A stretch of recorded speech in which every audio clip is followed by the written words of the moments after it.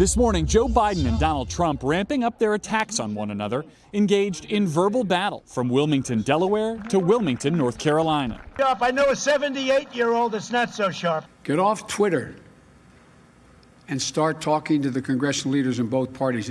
The president, who regularly attacks voting by mail, is drawing criticism for appearing to suggest in an interview that his supporters attempt to vote twice to test the system. But send in your ballots, send them in strong, whether it's solicited or unsolicited. The absentees are fine. We have to work to get them. It means something. And you send them in, but you go to vote. And if they haven't counted it, you can vote. So that's the way I view it. The Attorney General asked about the president's comments on CNN. He's trying to make the point that the ability to monitor this system is not good. And if it was so good, if you tried to vote a second time, you would be caught if you voted in person. That would be illegal if they did that. If somebody mailed in a ballot and then actually showed up to vote in person, that would be illegal. I don't know what the law in the particular state says. You can't vote twice. Biden's campaign buoyed today by a massive fundraising haul of $365 million in August, and a new Fox News poll that shows Biden leading the president in three key battleground states Mr. Trump won in 2016, Arizona, North Carolina, and Wisconsin. The former vice president focusing on what he calls Mr. Trump's mishandling of the pandemic as the new school year gets underway.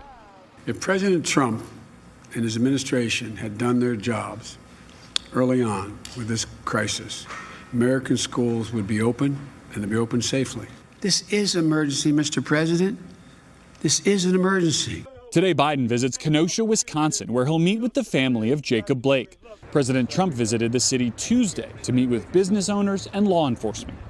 With urban unrest becoming the centerpiece of his campaign, the president Wednesday signing a memo ordering a review of federal funds to cities he says are descending into anarchy.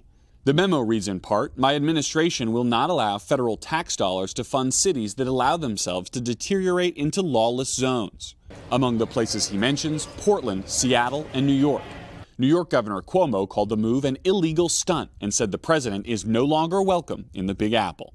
Forget bodyguards. He better have an army if he thinks he's going to walk down the street in New York.